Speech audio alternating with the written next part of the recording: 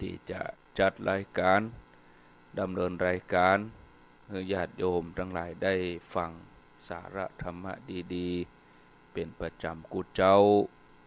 สัญญาณท่านพร้อมแล้วนิมนต์เลยครับนิมนต์ครับกระผมกราบถวายความเคารพพระเถรานุเถระอุบาสังฆะที่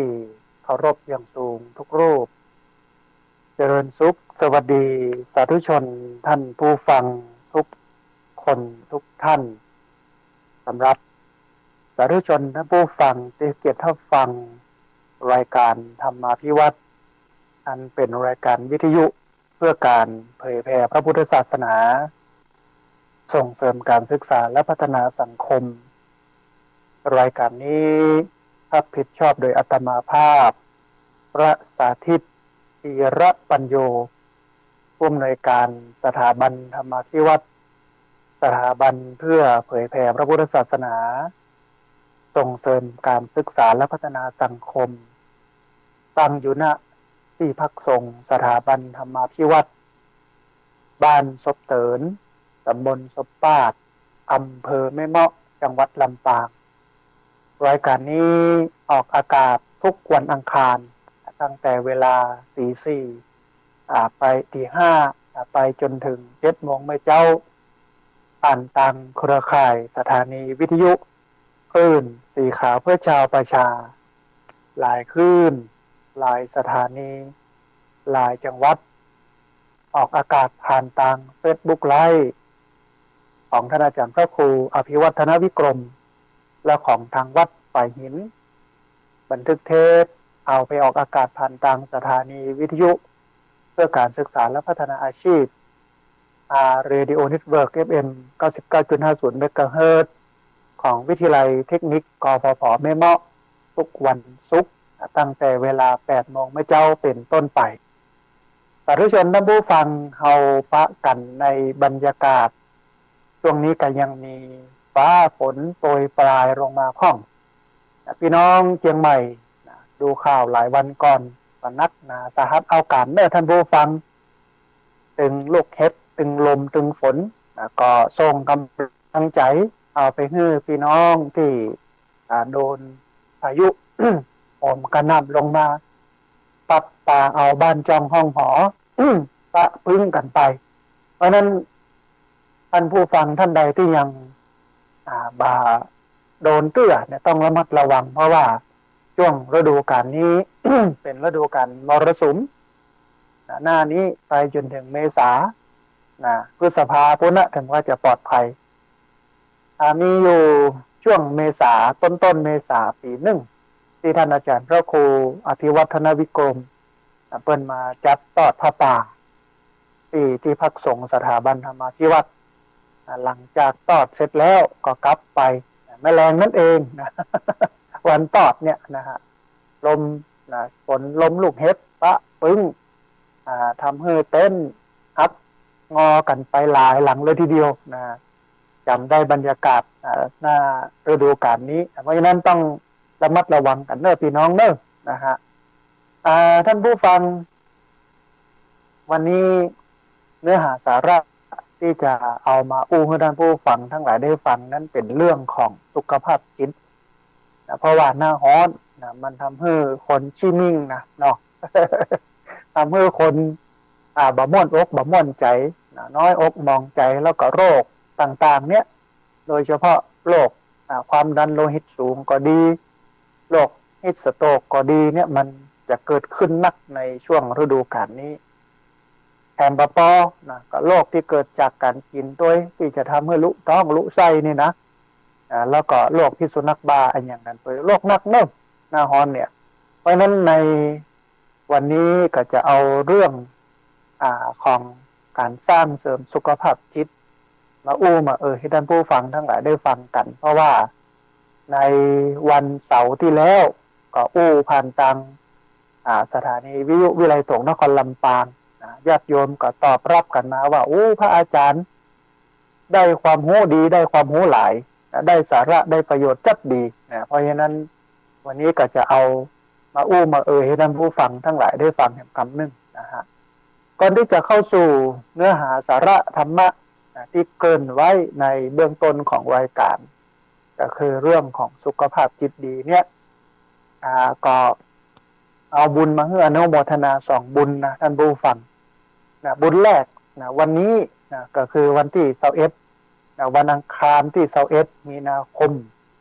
พุทธศักราช2566นะจนถึงวันที่4เมษายนนะพุทธศักราช2566ท่านนายอำเภอแม่เมาะพร้อมกับนะหัวหน้าส่วนราชการเป็นเอาพี่น้องชาวบ้านนะมาอบรมที่นี่นะสร้างอาชีพสร้างรายได้ปรับทัศนคติมีวินมวินัยมีศีลธรรมจริยธรรมอย่างนี้นะประมาณ50คนรวมทั้งหมด15วันท่านผู้ฟังมากินมานอนมาอยู่มาใจที่พักสงฆ์สถาบันธรรมาภิวัตรอันนี้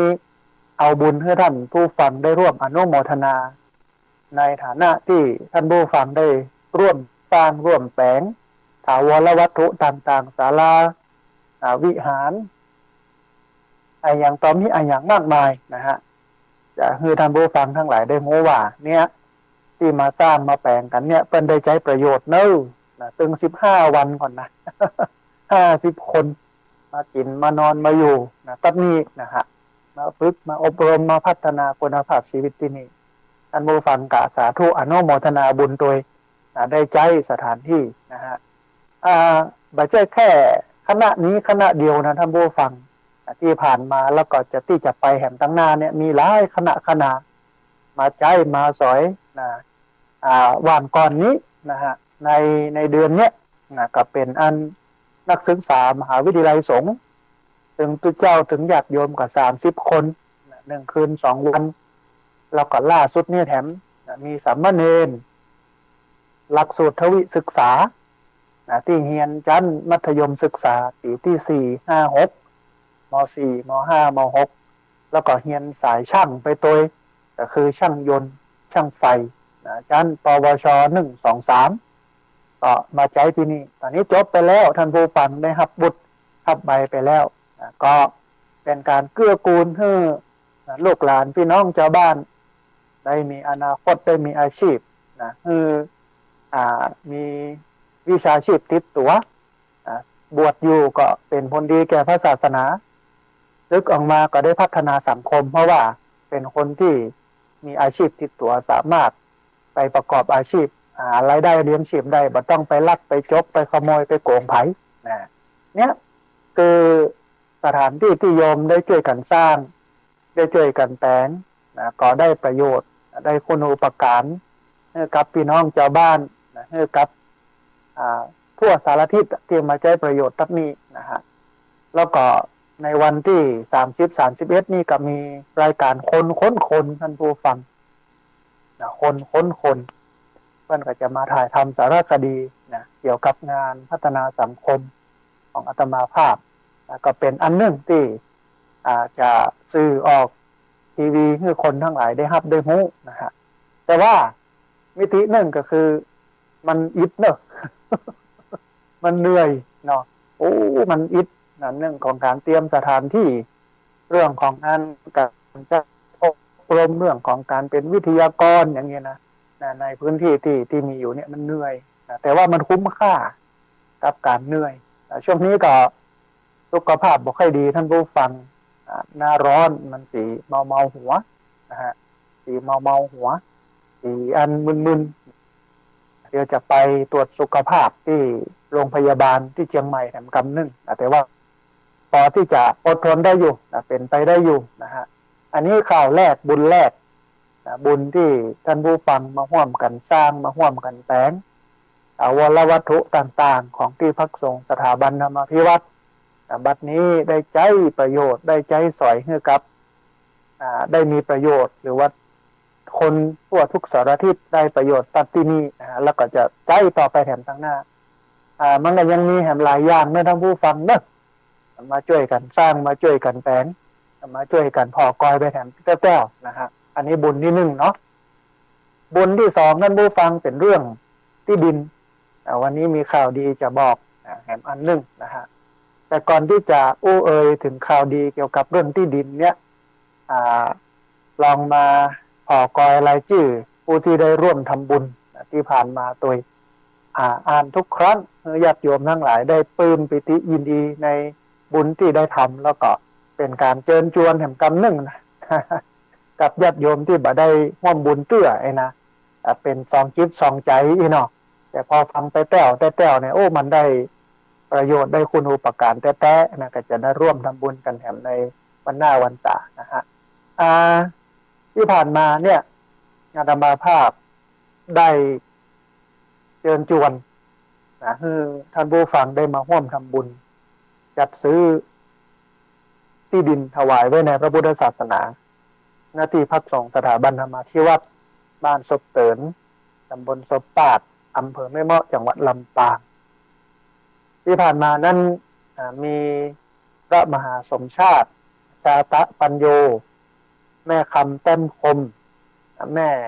ขจรสารพีพร้อมครอบครัวก็คือคุณโยมอุดมสารพีคุณโยมรัตนาพรสารพีคุณโยมนวรัตน์สารพีป้ออินเอี่ยมแม่ทัศนีเม้งทองนะฮะป้อกำนันธัญพัฒน์ปาเขื่อนตะป้อนานอนันต์ตันแก้วพระอภิเดชจันทมโนแม่บัวลอยศรีวงศ์แม่สังไวพุทธาคุณโยมทองเจือสุยาอินคุณโยมประพัฒสอนสุยาอินแม่น้อยกัดนัดคุณโยมทองคุณโยมสุขคุณโยมจินดาใจยามีแม่สุภาอุปนันท์ร้อยตรีประยุทธ์แม่สายชนพุกทองแม่บุญมีวงดีแม่นวลแก้วทาแม่อัมพรคำแสงป้อบุญชูแม่รัตดากาวิราชัยแม่อัญชลีคุณโยมนราศักดิ์คำพรหมป้อเสรีแม่สดใสวิจิตรชโรธรแม่ระวิวันคุณโยมสิรินลดาคุณโยมอเนนชาชยโสคุณโยมตันหยงสมัทคุณโยมสมัทนะณลำปางป้อฉนัยทายรินแม่ทองคำทายรินป้อสีทองดีแม่นำทองดีคุณโยมนิพาทองดีคุณโยมโอภาสพินโยคุณโยมกันนิกาพินโยคุณโยมสาริกาพินโยคุณโยมแสงจันทร์ชัยทิพย์คุณโยมพงศักดิ์ชัยทิพย์แม่รัตดาอักการเรือนคุณโยมสุแก้วคำอ้วนแม่หวดจันทร์สุกปุ๊กแม่แต้มอุปนันท์แม่มีชัยพินโยคุณชุลิตาเมากาวินคุณโยมกมลพรมุนจันทร์แม่บัวสวนดอกคุณโยมประนอมเตี้ยสายคุณโยมปฏิพานโจ้พี่ไม้คุณโยมผ่องพันปันตีคุณโยมกนกพิษชัยนาคุณโยมพันนิตาพรหมมินทร์คุณโยมสุทัศน์ดีมูลคุณโยมคำศรีที่เขื่อนพระชาวลิตถิตะสัทโธคุณมลิวันนาควิโรธคุณโยมจรัสศรีพันธ์ศรีนวลพระวิสิทธิตะวิสิทโธพระครูโสพลปริยัติโยมรัตดาวันปันเตพันเอกชัชวานบุญกอบคุณโยมรัตนาบุญกรอบเรืออากาศโทสัญญาอาจารย์กันนิกาวรรณประทุมคุณโยมกัลยาว่องทิพย์คงคาคุณโยมคำสุขโยธิน คุณโยมกอบแก้วณธรรมคุณโยมสมศรีชิมรส คุณโยมกมลชนกโยธิน คุณโยมพนิดากวนคำคุณแม่สุชาดาเทพจันตาคุณโยมนิธิราโยธินคุณแม่อรุณใจแก้วแดงคุณแม่แตงแก้วพะเยาคุณโยมปานอมปุ๋ยวงศ์คุณโยมสุนิสาทิจูพันโทอำนาจสูงทรัพย์แม่สุวรรลีชูวัฒนขจรแม่คำนวณกำลังแข็งคุณนัทธินีธีระคำคุณโยมลัคนาบุญมาเทพแม่จันเรือนใสคุณมาลัยแก้วปัญญาฟูแม่ประมวลกันกองคุณโยมมิลินเดนมาคุณโยมชินกรเทพอุดคุณโยมสำรองนนไทยคุณโยมพนมจอมอินตาคุณโยมรัตดาวันปันเตคุณบุญมีจินา คุณบุญยืนชัยวังเย็นคุณวินัยจีนาคุณทิตยาจีนาโยมบัวผิวบุญเรืองโยมกมลกรกมลเขยการแม่ศรีลายขัตติยราช คนโยมไพพันธ์อินตทาคนโยมแสงล่าทองใหญ่คนโยมกัญจนาประจินคนโยมแสงเรือนรุจริตสกุลจริยสกุลธรรมคนโยมนนัชพัฒลาจันทึกคนโยมบุญศรีทรงศรีสกุลแม่นวลยอดคำปันแม่วิไลธนุกรรมคนโยมสราวุธเท้าชัยคนโยมทรงวุฒิไกรวิชัยคนโยมปริศขันธชมพูคนโยมพันทิพย์พรหมรีคนโยมเกริกทรัพย์ข้างอิริอันนี้ก็เป็นญาติโยมที่ได้ร่วมทำบุญจัดซื้อที่ดินถวายไว้ในพระพุทธศาสนามีคุณโยมบุญทวีประดิษฐ์คนหนึ่งนะครับที่ได้ร่วมทำบุญคุณโยมดวงดาวโอริโอโสโนอาเรตตี้คนหนึ่งที่ได้ร่วมทำบุญจัดซื้อที่ดินถวายไว้ในพระพุทธศาสนาหน้าที่พักสงฆ์สถาบันธรรมพิวัตร บ้านศพเตินตำบลศพปาดอำเภอแม่เมาะจังหวัดลำปางถ้าท่านใดอยากจะร่วมทำบุญก็เรียนเชิญเจริญพรนะสามารถร่วมทำบุญได้เรื่อยๆนะตั้งแต่บัดนี้เป็นต้นไปนะถ้าจะมาทำบุญด้วยตนเองจะแค่ไปปะไปพบพระอาจารย์ไปแอวหาก็สามารถโทรมาแจ้งก่อนโทรมาบอกก่อนโทรมานัดหมายเหี่ยวก่อนบางครั้งบางทีไม่ได้อยู่อาจจะไป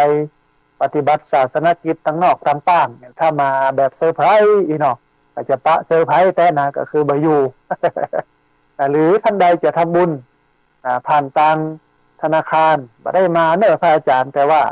ทางบัญชีธนาคารเนี่ยมันสะดวกดีอย่างนี้นะก็สามารถมาร่วมทำบุญกันได้ที่ธนาคารกรุงไทยสาขาประตูชัยชื่อบัญชีที่พักสงฆ์สถาบันธรรมพิวัตรหมายเลขบัญชี536075531หมายเลขบัญชี536075531เป็นธนาคารกรุงไทยสาขาประตูชัยชื่อบัญชีที่พักสงฆ์สถาบันธรรมพิวัตรหมายเลขบัญชี536075531ก็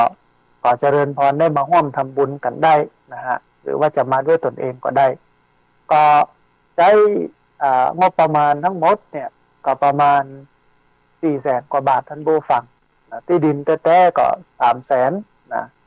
ประมาณนั้นตอนนี้เนี่ยข่าวดีอันหนึ่งก็คือว่าตอนนี้จ่ายไปแล้ว200,000จ่ายให้กับเจ้าของที่ดินไปแล้ว200,000การเรือ200,000แถม100,000ก็คือจ่ายสมทบไป100,000ให้ครบ300,000แล้วก็แถม100,000เนี่ยเอามาพัฒนาเอามาปรับปรุงพื้นที่เอารถแมคโครเอารถเกตรถไถเข้ามาแล้วก็ใส่หัวรถหนามก็เป็นอันเสร็จสิ้นแต่ว่าก็ยังเหลือแถมประมาณ200,000นะท่านผู้ฟังเนอะช่วยกันท่านใดจะมาปิดบุญนี้อย่ามาร่วมบุญกับพระอาจารย์ปิดบุญเหียก็เรียนเชิญเจริญพรได้มาร่วมบุญกันได้ก็เหนื่อยพอสมควรเนอะในการเสาะในการสร้างในการแต่งศาสนวัตถุถาวรวัตถุต่างๆนะฮะแต่ว่ากำหนดการกำหนดถวายถ้าได้ซื้อก่อนถ้าได้ซื้อก่อนก็จะถวายกันก่อนแต่ถ้าได้ซื้อทีหลังก็ปุ้นเดือนธันวาก็ใช้เวลาเมินอยู่นะเงิน200,000รอญาติโยมได้ร่วมทำบุญคนน้อยก็ห้อมกันไปแต่หิมปีวะนะฮะ ว่าจะได้ครบแต่ก็เกิดในใจว่าถ้าท่านใดอยากจะมาร่วมปิดบุญนี้ก็เจริญพรในเดือนธันวาคมเนี่ยก็จะทำบุญอันหนึ่งก็คือถวายโรงครัวที่สร้างคิดว่า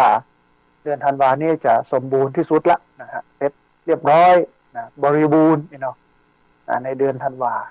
แล้วก็จะทำบุญในวันนั้นแล้วก็ระดมทุน ในการต้องหาปัจจัยจะซื้อที่ดินถวายไว้ในพระพุทธศาสนาก็จะได้ครบหมดนะอันซื้อที่ดินเนี่ยมันก็ประมาณ300,000ที่ปรับปรุงเห็น100,000นะฮะซื้อแล้วก็ต้องปรับทันทีแล้วก็ในเดือนสิงหาเนี่ยก็จะปลูกต้นไม้เหมือนเดิมจะนัดหมายญาติโยมหัวหน้าส่วนราชการท่านนายอำเภอใครต่อใครมาร่วมทำบุญปลูกต้นไม้ถวายไว้ในพระพุทธศาสนามันก็ต้นที่ปลูกกันแล้วนะฮะในวันที่17 สิงหาคมในปี2565เนี่ยตอนนี้ก็เริ่มใหญ่ขึ้นมานะออกยอดแตกยอดนะบางต้นออกหน่วย ออกหน่วยก็มีนะฮะแต่บางต้นแตกยอดงามท่านผู้ฟังแต่กระตายก็มีตายไปอยู่ประมาณสัก40 กว่าต้นเนี่ยนะฮะแต่ว่าเดี๋ยวพืชเดือนเป็นห้องว่าหน้าฝนในเดือนสิงหาเหมือนกันก็จะจัดกิจกรรมปลูกเหมือนกันในเดือนสิงหาถึงปลูกซ่อมถึงปลูกใหม่นะแต่ว่าอันนี้คาดการไว้นะจะตันบัตันบ่ฮู้นะถ้าหาปัจจัยบัตันก็เอาไว้ก่อนนะตานก่อนก็ไปปรับปรุงพัฒนาทีหลังแต่คือใจว่าถ้ามันได้นะก็จะจัดกิจกรรมปลูกต้นไม้พร้อมเดียวกันไปเลยอย่างนี้นะฮะก็เชิญชวนให้ท่านผู้ฟังมาร่วมทำบุญกันสามารถมาร่วมทำบุญกันได้นะที่พักสงฆ์สถาบันธรรมาภิวัตรโทรมานัดหมายก่อนหรือว่าทำบุญผ่านทางบัญชีธนาคารเป็นธนาคารกรุงไทยสาขาประตูชัยชื่อบัญชีที่พักสงฆ์สถาบันธรรมาภิวัตรหมายเลขบัญชี5360755 318หมายเลขบัญชี5360755 318นะฮะเอาละท่านผู้ฟังกล่าวที่2เพื่อที่จะ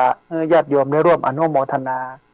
ความก้าวหน้าของการซื้อที่ดินตอนนี้จ่ายไปแล้ว200,000นะฮะเห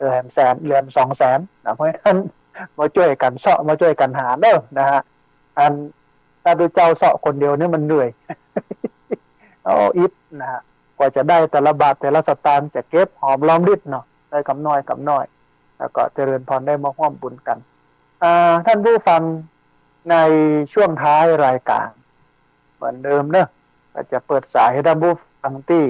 ฟังอยู่ทางบ้านได้โทรเข้ามาร่วมเอ่ยกันได้โทรเข้ามาร่วมแสดงความคิดความเห็นกันได้โทรเข้ามาแจ้งสัญญาณว่าชัดบ่ชัดอย่างใดโทรเข้ามาถามคำถามใครมีข้อมูลดีๆก็เอามาเล่ามาสู่กันฟังกันให้มันเต็มไปด้วยอรรถรสของธรรมะเต็มไปด้วยความห่วงใยเต็มไปด้วยการเกื้อกูลกันในนามพี่น้องคลื่นสีขาวเพื่อชาวประชาซึ่งฟังกันหลายคลื่นหลายสถานีหลายจังหวัดที่ได้ฟังกันอยู่นะฮะตะกี้ได้ค้างไว้ท่านผู้ฟังแล้วก็เกินเป็นเบื้องต้นของรายการเรื่องของสุขภาพจิตวันนี้จะเอาเรื่องของสุขภาพจิตที่ดีสร้างได้ง่ายๆด้วยตัวเก่าสุขภาพจิตที่ดีเนี่ยเราสามารถสร้างเราสามารถเราสามารถทำได้ด้วยตัวเขาเองนะที่จริงมันก็เป็นอย่างนั้นนะมันก็เหมือนกับกินข้าวท่านผู้ฟังหิวก็กินนะจะไปฝากคนอื่นกินแต่เฮามันก็จะไปได้อย่าได้หูหนอ คนอื่นมันก็อิ่มไปเหียเฮาก็หิวนะเพราะนั้นไข้อิ่มมันก็ต้องกินคนเดียวเหมือนกันกับการสร้างสุขภาพจิตดีที่จริงมันเกี่ยวกับตัวเฮาเนี่ยเป็นหลักนะคนอื่นเป็นรองด้วยซ้ำไปมันอยู่ที่ทัศนคติมันอยู่ที่มุมมองในการมองโลกว่าเขามองโลกในแง่ไหนถ้ามองโลกในแง่ลบมันก็จะทำให้จิตใจเป็นห้องว่าลุแหลวไปนักแต่ถ้ามองโลกในแง่บวกเนี่ยมันก็จะงอกงามนักวิทยาศาสตร์หลายคนนะท่านผู้ฟังหลายสำนักมันก็ถ้าเรามองโลกในแง่บวกหรือว่ามองโลกในแง่ดีเนี่ยร่างกายมันก็จะสร้างสารที่เป็นห้องว่าเลคเตสสารเอนโดฟินขออภัยสร้างสารเอนโดฟินทำให้ตื่นตัวทำให้ซ่อมแซมร่างกายที่มันสึกหรออารมณ์ดี จิตใจดีทัศนคติดีมันดีกว่าอย่างอื่นนะฮะแต่ถ้าเรามองโลกในแง่ลบ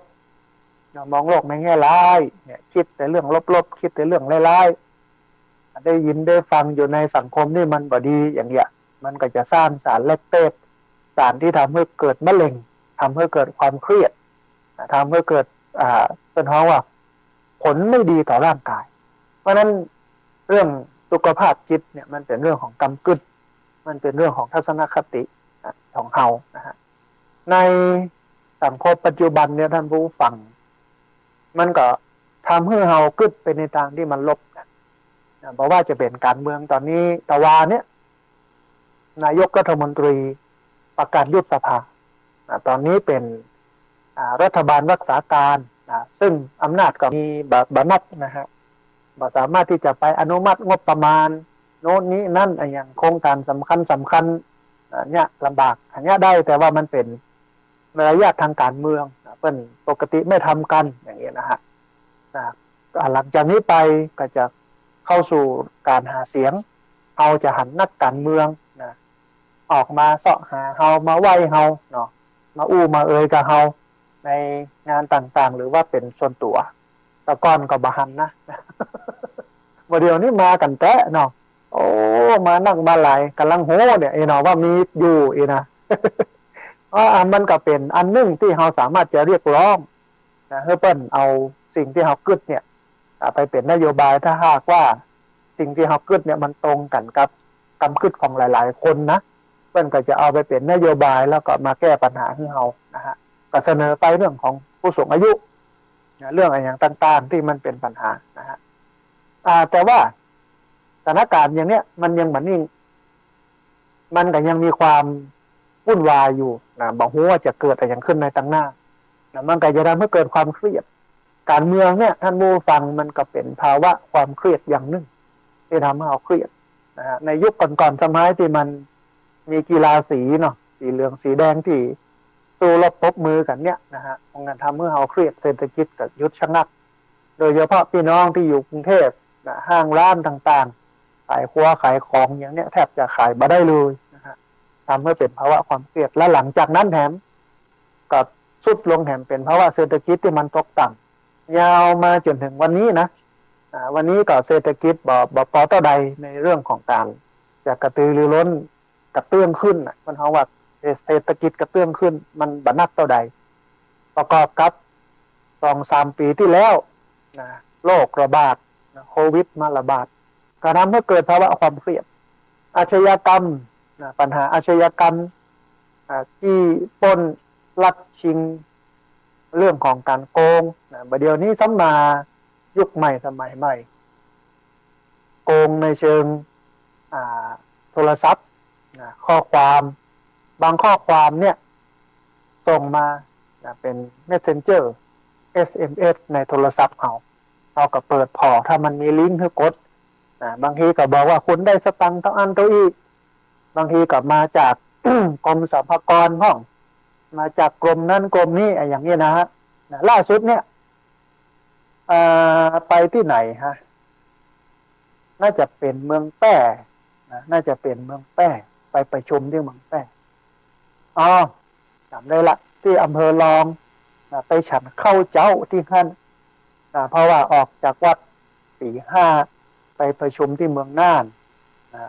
ก็แวะที่เมืองแป้ฉันเข้าเจ้าที่อำเภอรองได้ยินญาติโยมที่เป็นชาวบ้านที่มาซื้อขัวกับเจ้าของร้านอาหารนี่เนาะกันอู้กันว่าโอ้บัดเดี๋ยวนี้มันมี SMS มันมีข้อความที่ส่งมาไปเลยนะเนี่ยแต่ว่ามันซื้อน่ะส่งมาเฮือปีท่านน่ะว่าตอนเนี้ยอันเนี้ยส่งมาจากเกษตรส่งมาจากเกษตรสำนักงานเกษตรอำเภอเกษตรจังหวัดอย่างเงี้ยนะหรือว่าสภาเกษตรเนี่ยบอกว่าคุณต้องเสียภาษีต้องอันเก้าอี้40 บาทต้องกดลิงก์เข้าไปอย่างเงี้ยนะกดเข้าไปแต่เสี่ยงเป็น50,000มันดูดเอาเงินในบัญชีไปอันนี้ก็เป็นภัยอันหนึ่งที่ทำให้เราเครียดและเศรษฐกิจตกต่ำอาชญากรรมที่ปล้นฆ่าแล้วก็หลายเรื่องหลายราวที่มันทำให้เกิดภาวะความเครียดแถมปอในเรื่องครอบครัวด้วยเนาะ ลูกหลานตามเต้าสามีภรรยา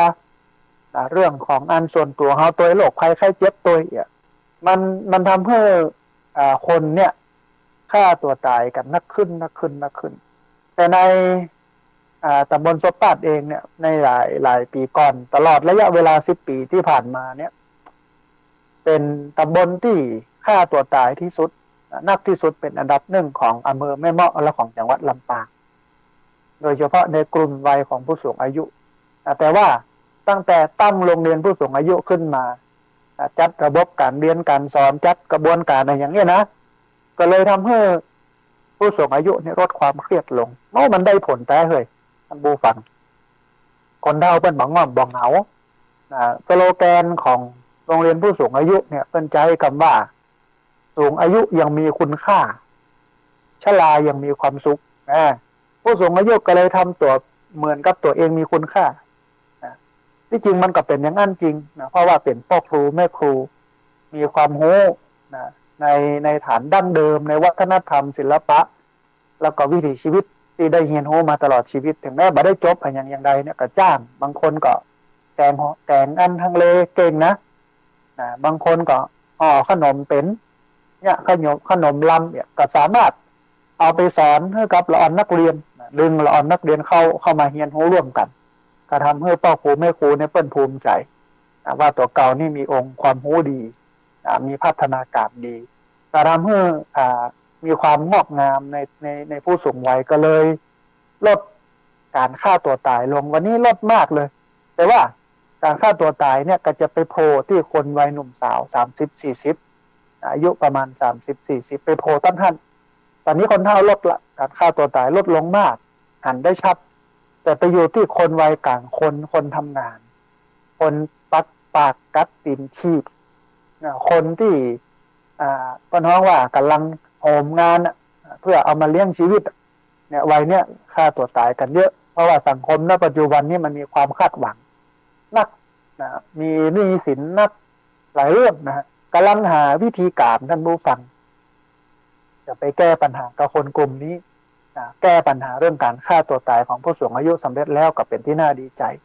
แต่ว่าอย่างใดให้คนหนุ่มคนกำเนี่ยมันลดการฆ่าตัวตายลงอันนี้คือภาวะที่เปิ้นท้องว่าเกิดจากสุขภาพจิตบ่ค่อยดีเกิดจากความเครียด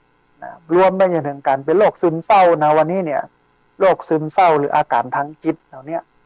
เกิดขึ้นอย่างแพร่สะพัดนักหลายไบโพล่าอารมณ์สองขั้วแล้วก็การเป็นโรคซึมเศร้าเก็บตัวเองบ่ปากบ่จ๋ายังกับไผร้องห่มร้องไห้ตัวเก่าด้วยตัวเก่าอ่อนไหวอย่างนี้นะมันส่อไปถึงการที่จะนำไปสู่การฆ่าตัวตายมันแสดงออกถึงเรื่องอะไรอย่างท่านผู้ฟังภาวะที่เล่ามาเนี่ยมันแสดงออกถึงภาวะของสุขภาพจิต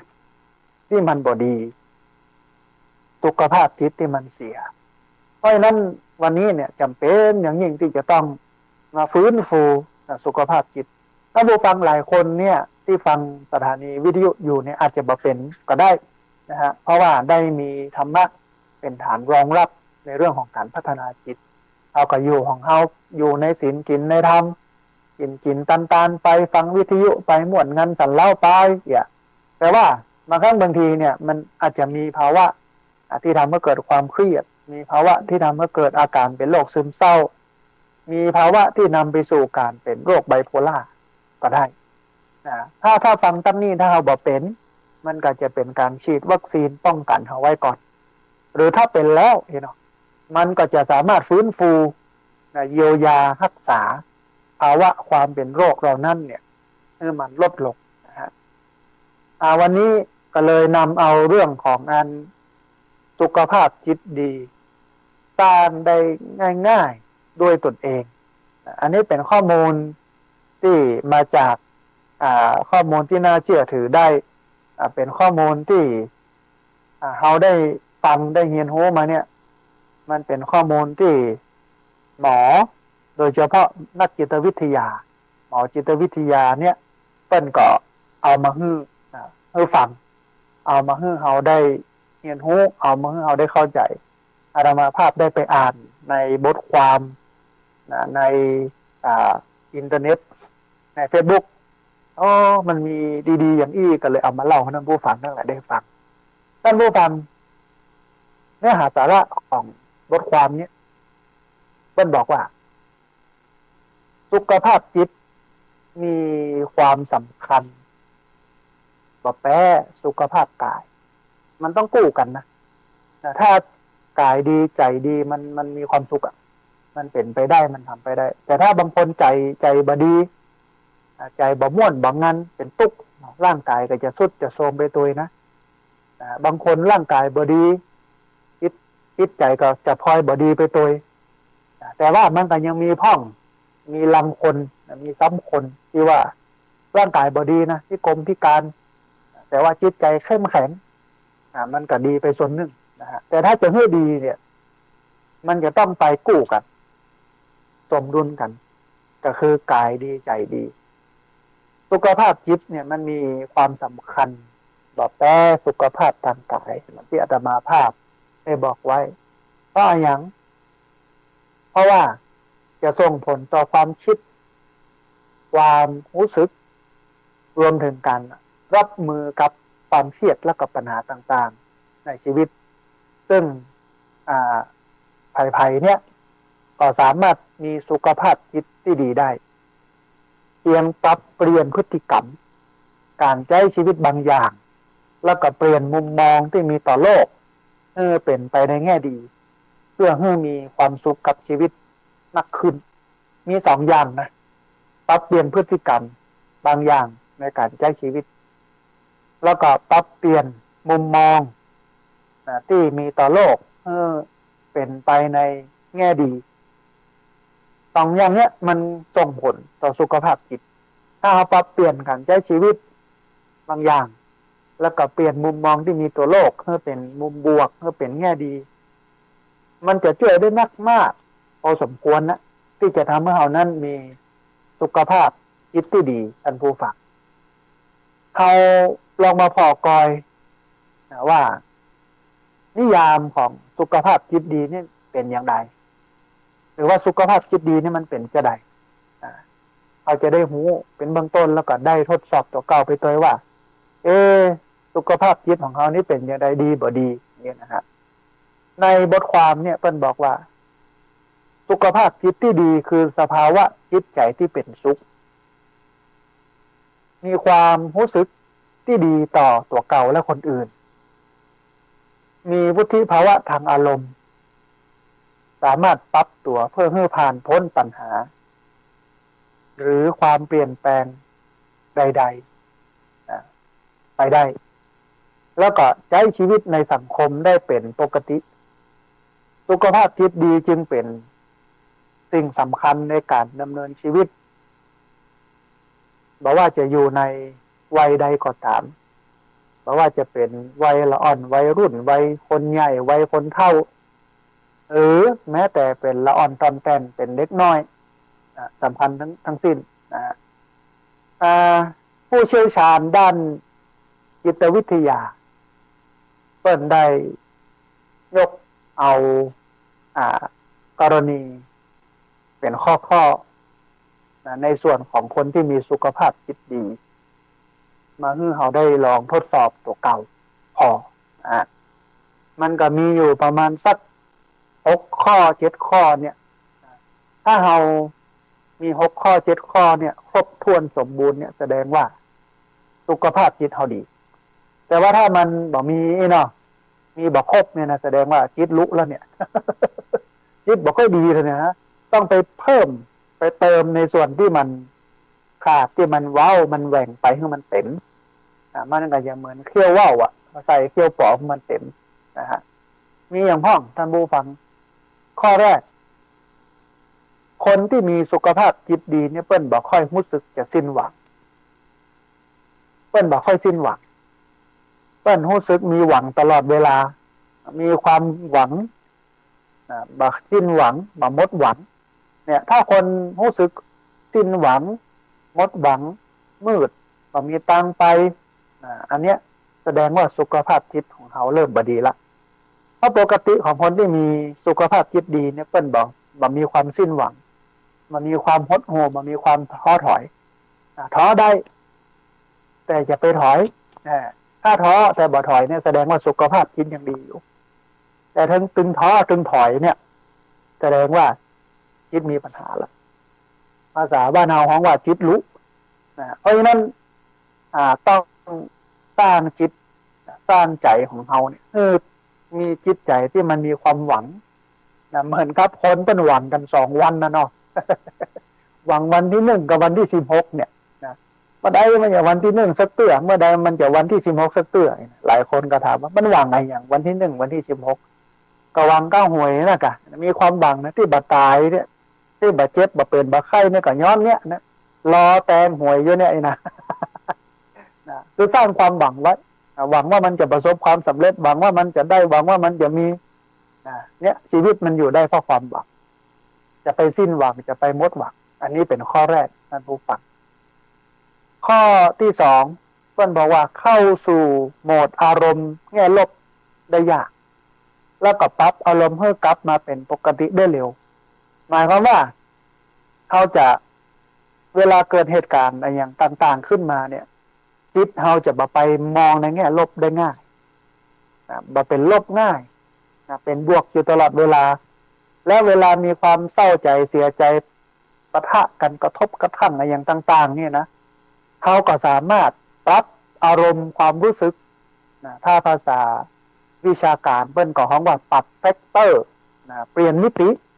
ของจิตใจจากลบมาบวกจากโคตรมาบ่โคตรจากเศร้ามาบ่เศร้าได้ง่ายได้เร็วอันนี้คือข้อที่2เข้าสู่โหมดอารมณ์แง่ลบได้ยากแล้วก็รับอารมณ์ให้กลับมาเป็นปกติได้เร็วได้ง่ายอันนี้คือคนที่มีสุขภาพจิตดีในข้อที่2ในข้อที่3ท่านผู้ฟังมันบอกว่าคนสุขภาพจิตดีเนี่ยมีแนวโน้มจะนึกถึงช่วงเวลาที่ดีมากกว่าช่วงเวลาที่มันเลวร้ายหมายความว่าในสมองอ่อนๆเนี่ยในจิตใต้สำนึกเนี่ยเก็บแต่สิ่งที่ดีที่งามกรองสิ่งที่บดีออกไปแต่พอเกิดปัญหาเกิดภาวะวิกฤตเกิดความเครียดความบ่ม่วนอกบ่ม่วนใจขึ้นมามันก็จะพอแต่เรื่องดีๆที่ได้สร้างได้ทำไว้ช่วงเวลาที่ดีๆที่เราได้สร้างได้ทำไว้มากกว่าช่วงเวลาที่เลวร้ายที่เราได้ประสบพบเจออันเนี้ยถ้ามองในทางพระพุทธศาสนาเนี่ยเปิ้นให้ทำบุญไว้นักๆบุญเนี่ยมันเป็นอนุสรณ์ให้เราระลึกนึกถึงเวลาเราบ่ม่วนอกบ่ม่วนใจเวลาเราตุกอกเสียใจผิดหวังพัดพลาดจากสิ่งที่เป็นที่ฮักที่พอใจประสบกับสิ่งที่บ่เป็นที่ฮักที่พอใจปรารถนาสิ่งใดบ่ได้สิ่งนั้นนี่นะมันตุกมันบ่ม่วนเขาก็นึกถึงบุญ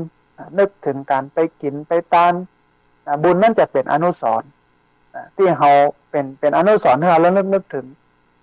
มันจะเป็นช่วงเวลาที่ดีที่เราระลึกนึกถึงมันได้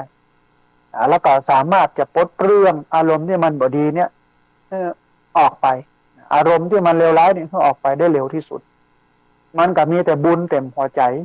บุญอยู่เต็มอกเต็มใจเพราะว่าเราไปกินไปทานเราฟังรายการวิทยุ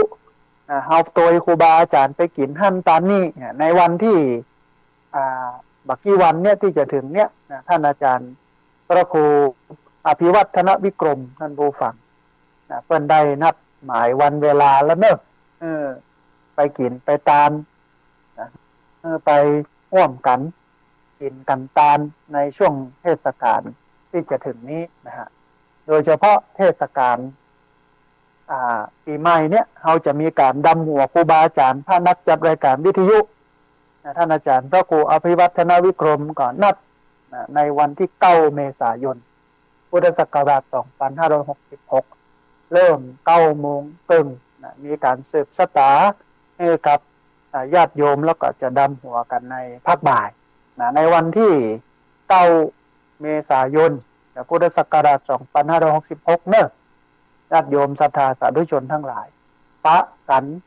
ที่พักสงฆ์หรือว่าสำนักสงฆ์เหล่ามนทานะฮะอัน อำเภอดอยหล่อจังหวัดเชียงใหม่ที่พักสงฆ์เรามณฑาตำบลดอยหล่ออำเภอดอยหล่อจังหวัดเชียงใหม่ก็เรียนเชิญเจริญพรไปร่วมบุญกันได้ในวันที่9 เมษายนถ้าเอาไปอย่างเอี้ยเอาไปกินไปตามมันระลึกนึกถึงจิตใจเขาก็จะจับจะเกี่ยวจะผูกจะพันกับบุญกับกุศลกับความดีความงามอยู่ตลอดเวลามันเมื่อเอานั้นม่วนกันสั่นเล่าจิตใจสุขอกเย็นใจนะฮะแถมข้อหนึ่งมันบอกว่าสุขภาพจิตดีนั้นคนที่มีสุขภาพจิตดีนั้นเนี่ยต้องเข้าถึงความหมายของชีวิตและสามารถใช้ชีวิตอย่างมีจุดหมายเข้าถึงความหมายของชีวิตก็คือเกิดมาเนี่ยอย่างรู้ว่าเกิดมาทำไมอย่างเนี้ยอย่างต่อไปอันนี้คือรู้แล้วก็สามารถใช้ชีวิตเนี่ยให้ถึงจุดหมายที่เราวางไว้ได้แสดงว่าเขาต้องมีจุดหมายปลายทางในการใช้ชีวิตในการมีชีวิตไม่ใช่ว่าอยู่ไปวันเรื่อยๆอย่างนี้นะมันต้องมีเป้าหมายชีวิต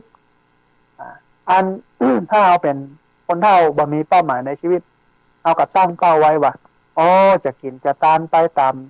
อัตภาพฐานะกัมจูพระพุทธศาสนาไปถ้าตุเจ้าพระสงฆ์เปิ้นประกาศประชาสัมพันธ์งานบุญนี้นั้นเอาก็กินก็ทานไปตามฐานะอัตภาพมีความสุขอย่างนี้อันนี้คือเข้าถึงความหมายของชีวิตแล้วก็สามารถใช้ชีวิตอย่างมีจุดหมายแห่งข้อหนึ่งท่านผู้ฟังเปิ้นบอกว่าคนที่มีสุขภาพจิตดีเนี่ยจะให้ความสนใจกับสิ่งที่สำคัญ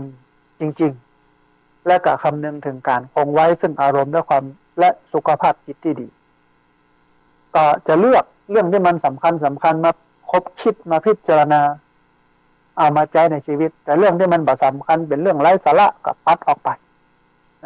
ในวันเนี้ยสื่อต่างๆที่ออกมาเนี่ย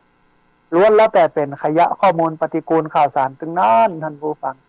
ดาราเลิกกันอย่างกันเนี่ยข่าวเนาะอย่างที่มันเป็นเรื่องไร้สาระบลิกจิกจ๊อกบล็อกน็อกแน็กเนี่ยเอามาออกกันดีปั๊บนะฮะแต่เรื่องที่มันเป็นประโยชน์เรื่องที่มันมีสาระก็ค่อยออกมันก็ทำให้ชีวิตเนี่ยมีปัญหาแต่ว่าคนที่เป็นมีสุขภาพจิตดีเนี่ยเพิ่นจะเลือกข้อมูลที่ดีเปิ้นบ่เอาขยะข้อมูลเปิ้นบ่เอาปฏิกูลข่าวสารมาใส่ในชีวิตเปิ้นเพราะว่าเปิ้นจะให้ความสำคัญเปิ้นจะให้ความสนใจกับสิ่งที่มันสำคัญแต่แล้วก็คำนึงถึงการคงไว้ซึ่งอารมณ์และสุขภาพจิตที่ดีบ่ให้อารมณ์มันลุมันแหลวมันเสียไปกับเรื่องนั้นให้มันนึ่งท่านผู้ฟังคนที่มีสุขภาพจิตดีเนี่ยก็มีความสัมพันธ์ใกล้ชิดกับผู้อื่นมากกว่าผู้ที่มีสุขภาพจิตบ่ดีจะมีปฏิสัมพันธ์กับบุคคลอื่นๆนักหนาจารีอันนี้คือคนที่มีสุขภาพจิตดีคนที่มีสุขภาพจิตบ่ดีเนี่ยบ่ค่อยปบไข่จะเก็บตัวจะมีกรอบของตัวเก้าจะบ่ค่อยปฏิสัมพันธ์กับผู้คนกับอะไรอย่างต่างๆอันนี้คือคนที่มีสุขภาพจิตบ่ดีแต่ถ้าเป็นคนที่มีสุขภาพจิตดีอย่างที่บอกก็คือว่าเพื่อนจะมีความสัมพันธ์ใกล้ชิด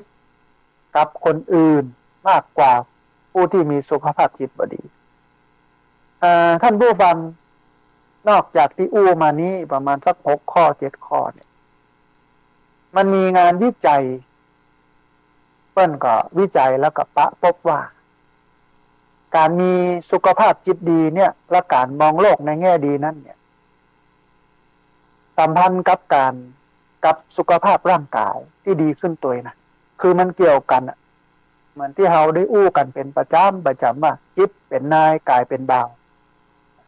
คือถ้าใจดีกายดีใจดีมันเกื้อกูลสัมพันธ์เชื่อมโยงกันด้วยโดยเหตุนี้เนี่ยมันอาศัย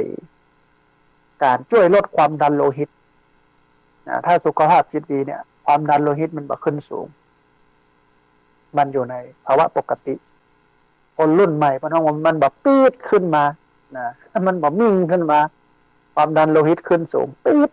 เส้นเลือดในสมองแตกทำให้สุขภาพจิตบ่ดี แต่ถ้าคนที่มีสุขภาพจิตดีเนี่ยมันก็อยู่ในภาวะที่บักขึ้นสูง อยู่ในภาวะปกติบ่ขึ้นบ่ลงปกติ มันทำให้ลดความเสี่ยงในการเกิดโรคหัวใจช่วยให้มีน้ำหนักในแล้วก็ระดับน้ำตาลในเลือดอยู่ในระดับที่มันเหมาะสมมีอายุยืนยาวขึ้นแหมนะคนที่มีสุขภาพจิตดีเนี่ยแล้วก็มีปัญหาสุขภาพที่ต่อไปรบกวนต่อการใช้ชีวิตประจำวันท่านผู้ฟังเนี่ยมันเกื้อกูลสัมพันธ์กันระหว่างกายกับใจแต่นี่ที่สำคัญที่สุดคือใจจิตเป็นนายกายเป็นบ่าวโลกกายใจนี่สำคัญที่สุดพระพุทธเจ้าตรัสไว้ว่ามโนบุพพังเข้ามาธรรมามโนเศรษฐามโนมยาอย่างนี้เป็นต้นใจเป็นใหญ่ใจเป็นหัวหน้าใจเป็นประธานใจนำไปนะเหมือนกับอันล้องัวเมื่อหมุนไปตั้งหน้าหอยกับตัวไปอย่างเพราะฉะนั้นการรักษาจิตใจดีเนี่ยมันเป็นเรื่องสำคัญต่อการใช้ชีวิตหรือการมีชีวิตอยู่อย่างมากนะมันมีเคล็ดลับการมีสุขภาพจิตที่ดีท่านผู้ฟังเคล็ดลับการมีสุขภาพจิตที่ดีการมีสุขภาพจิตดีเนี่ยจะช่วยส่งเสริมสุขภาพที่ดีโดยรวมท่านผู้ฟังแต่นิยามคำว่าสุขภาพจิตดีเนี่ยมันบ่ได้หมายความว่าต้องบ่เคยมีความคิดหรือว่าความรู้สึกในแง่ลบก็อารมณ์เศร้าเสียใจงุดหงิดหรือว่าโกรธโมเนี่ยมันล้วนเกิดขึ้นได้เป็นปกติกับคนกู้คนกับทุกเพศทุกวัยทุกสถานการณ์ความรู้สึกในแง่ลบไม่ใช่ว่ามันมีแต่ข้อเสียนะบางครั้งบางทีเนี่ยในระยะสั้นๆเนี่ยถ้าเกิดลบสั้นๆเนี่ยมันก็จะช่วยให้เรารู้ว่าสิ่งใดเป็นปัญหาแล้วก็ควรจัดการกับมันอย่างใดเพื่อให้เราเอาตัวรอดหรือว่าผ่านพ้นปัญหาที่มันเกิดขึ้นนั้นไปได้แต่ว่าในระยะยาวเนี่ยก็ควรรู้จักปรับทัศนคติเพื่อรักษาสมดุลระหว่างแง่บวกกับแง่ลบไว้ตัวแล้วก็คงไว้ซึ่งสุขภาพจิตที่ดีบ่ปล่อยให้ความรู้สึกในแง่ลบส่งผลให้ตัวเก่าเนี่ยมันจมอยู่กับอดีตหรือวิตกกังวลถึงอนาคตจนบ่มีความสุขในการใช้ชีวิตในปัจจุบันอันนี้สำคัญนะท่านผู้ฟังจะไปจมกับอดีตความผิดพลาดบกพร่องปัญหาที่เราเจอมาจนบ่มีเวลาเข้าปัจจุบันหรือมัวจะไปกึศวิตกกังวลว่าตั้งหน้ามันจะเป็นอย่างใดไอ้ยังก็มีสักอย่างบ่ได้แต่งได้สร้างไอ้ยังไว้ระบบยังไว้อีนะจนบ่มีความสุขกับปัจจุบันพระพุทธเจ้านะท่านผู้ฟังพระองค์ได้ตรัสไว้ว่าอาติตังนาคามยะนปฏิกังเขณอนาคตังปัจจุบันนังอดีตเป็นสิ่งที่ผ่านล่วงพ้นไปแล้วเราสามารถที่จะกลับไปเนี่ยไปทำอะไรอย่างได้เลยอนาคตมันก็ยังบ่มาถึงมาแผ่วเตื้อเอาก็บ่สามารถที่จะไปเนี่ยไปทำอะไรอย่างได้เลยแต่ปัจจุบันนี้เป็นสิ่งที่เราทำได้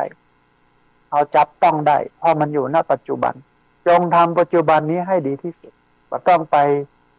กังวลอดีตบ่ต้องไปกังวลอนาคตหยุดอดีตตัดอนาคตแต่กำหนดอยู่กับปัจจุบันหลวงปู่ทองพระพรหมมงคลเจ้าอาวาสวัดพระธาตุสีจอมทองเป็นว่าอย่างนี้เลยนะตัดอดีตหยุดอนาคตแต่กำหนดอยู่กับปัจจุบันเพราะฉะนั้นท่านผู้ฟังการที่จะทำให้มีสุขภาพจิตดีได้เนี่ยมันก็มีอยู่2 อย่างก็คือปรับพฤติกรรมการใช้ชีวิตแล้วก็ปรับทัศนคติปรับกรรมกึศอย่างที่อาตมาภาพได้ตั้งแต่เบื้องต้นว่ามันจะมี2 ตัวเนี่ยเป็นตัวที่ทำให้เรามีสุขภาพจิตที่ดีได้อันแรกคือปรับเปลี่ยนพฤติกรรมหรือปรับเปลี่ยนการใช้ชีวิตวิถีชีวิตบางอย่างอันที่2คือปรับเปลี่ยนความคิดให้มันเป็น การคิดในแง่บวกมากกว่าแง่ลบสองอย่างนี้ทีนี้เรามาพอสองอย่างนี้ท่านผู้ฟังในการปรับเปลี่ยนวิถีชีวิตหรือพฤติกรรมแล้วก็ปรับเปลี่ยนวิธีคิดในเชิงบวกคิดในเชิงดีไว้ก่อนอย่างเงี้ยมันเป็นอย่างไรเนาะการปรับเปลี่ยนพฤติกรรมเนี่ยมันก็จะมีอยู่ประมาณสัก4-5อย่างท่านผู้ฟังอันแรกเนี่ยเพิ่นบอกว่าต้องออกกำลังกายสม่ำเสมอต้องออกกำลังกายสม่ำเสมอคือในช่วงก่อนและหลังการหลังจากออกกำลังกายเนี่ย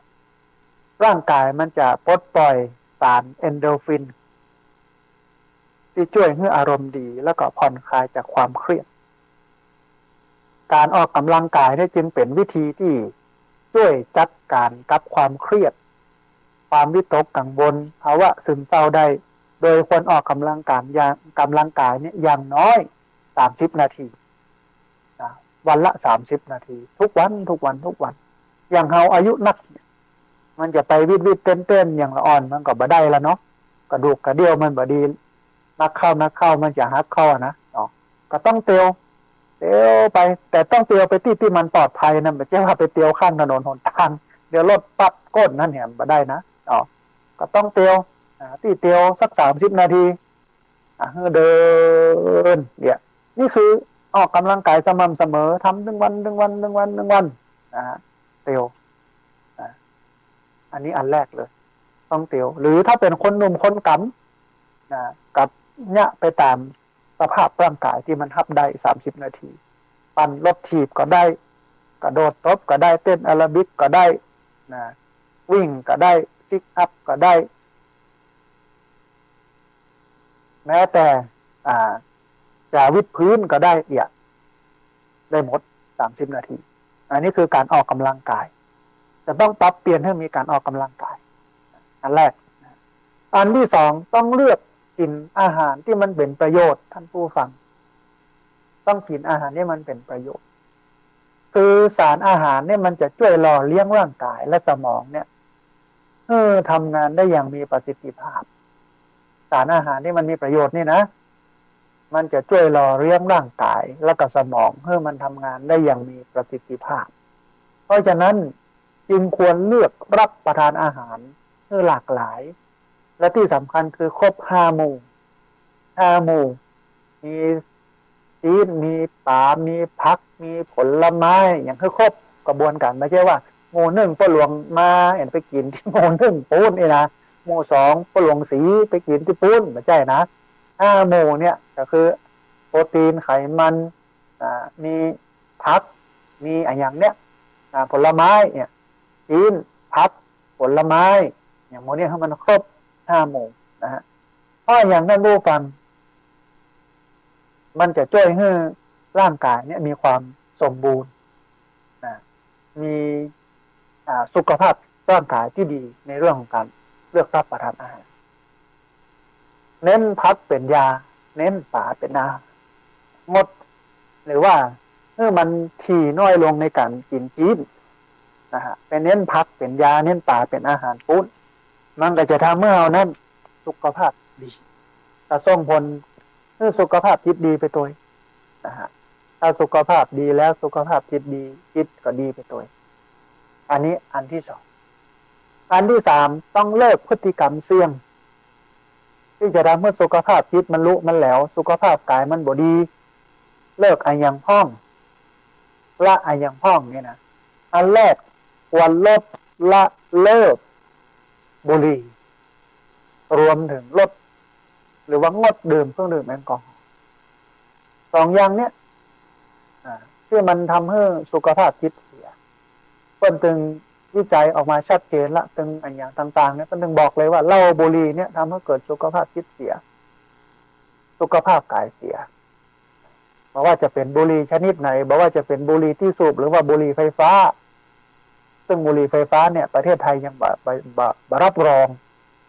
ถ้ามีครอบครองกับผิดกฎหมายถึงแม้มันจะมีกลิ่นนั้นกลิ่นนี้สตรอเบอรี่กลิ่นนั้นหอมอย่างนี้นะแต่มันก็ทำร้ายร่างกายอยู่ดีถึงเหล้าถึงบุหรี่นะท่านผู้ฟังใช้พูดเอาซ้ำให้ เหล้าก็อยู่ในศีลห้าที่มันถ้าดื่มแล้วมันก็ผิดศีลเหล้าก็อยู่ในอบายมุขก็คือปากทางเนี่ยความเสื่อมกินแล้วมันจะเพลิดเพลินไปเลอะไปเลยเนี่ยมันเป็นสิ่งที่มันตรงกันข้ามกับพุทธแต่ว่าวันเนี้ยหันงานวัดงานวาต่างๆที่เปิ้นจัดกันฉลองนั่นฉลองนี่สมโพธินั่นสมโพธินี้อ่ะในวัดก็ดีนอกวัดก็ดีมีร้านขายของมีเลี้ยงเหล้าเมายาบางทีก็มีร้านเบียร์ก็มีนะกินเหล้าเมายากันแล้วก็ถามว่าแล้วมันคนละเพิกกับพระพุทธศาสนาแล้วก็เป็นข้อห้ามที่พระพุทธเจ้าห้ามแล้วใหญ่เอามาส่งเสริมมันให้มันมีอันหนึ่งก็คือมันดึงคนมาได้สองมันได้สตังค์แต่ถามว่ามันคุ้มก่อกับการจัดงานอย่างอี้ซึ่งมันมีอบายมุขเข้ามาเดี๋ยวแล้วเป็นงานวัดเนี่ยอาตมาคาดว่ามันเสียศักดิ์ศรีมันบอกคุ้มค่าถึงจะได้เงินมาก็เป็นเงินบาปเป็นเงินดำเอามาสร้างมาแต่งมันก็เป็นความเศร้าหมองเพราะฉะนั้นหาวิธีการอื่นก็งานวัดงานวาแห่โคตมครัวตาลกฐินผ้าป่างานอะไรอย่างงานบวชงานแต่งงานอย่างที่มันเกี่ยวข้องกับวัดวาพระศาสนาเนี่ยมันเป็นบุญแต่ได้ก่อนบ่มีเหล้าบ่มีบุหรี่ได้ก่อนอันนี้เรื่องสำคัญนะเพราะว่าเหล้าบุหรี่เนี่ยมันทำให้เกิดผลเสียต่อสุขภาพกายและสุขภาพจิตนอกจากนี้แล้วเนี่ยการใช้สารเสพติดมันจะส่งผลกระทบต่อสุขภาพจิตตัวบัดใจส่งผลกระทบต่อสุขภาพกายนะเหล้าบุหรี่แล้วก็สารเสพติดนี่นะมันเสียทั้งสองส่วนเลยนะเสียถึงสุขภาพกายเสียถึงสุขภาพใจเลยนะส่งผลต่อสุขภาพจิตทำให้เป็นโรคซึมเศร้าทำให้เกิดความตึงเครียดทำให้เกิดโรคภาวะซึมเศร้าไปตัวอันนี้คือเลิกพฤติกรรมเสี่ยงนะอันนี้คือปรับพฤติกรรมแต่มาหนึ่งจะต้องผ่อนคลายจากความเครียดท่านผู้ฟังในเรื่องของการปรับเปลี่ยนพฤติกรรมต้องผ่อนคลายจากความเครียดคือหากชีวิตประจำวันมันวุ่นวายหรือว่ามันมีตารางงานแน่นนะอย่างอันตรายคิวเพียบนี่เนาะคิวแน่นเขาจะต้องหาเวลาพักผ่อนหรือว่าหาเวลาผ่อนคลายอย่างน้อย30 นาทีดูหนังฟังเพลงนั่งสมาธิทำงานอดิเรกที่ชอบหรือรับ30 นาทีถ้าอยากได้เนี่ย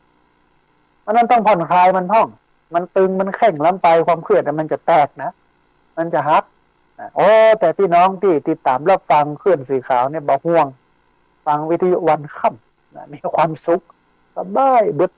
ตุป่อนั่นบึดพระอาจารย์นี่บึดตุลุงท่านหลวงหน้านี้มาเต้มาบรรยายม่วนอกม่วนใจแฮมอันหนึ่งอันสุดท้ายที่มันเป็นการปรับเปลี่ยนพฤติกรรม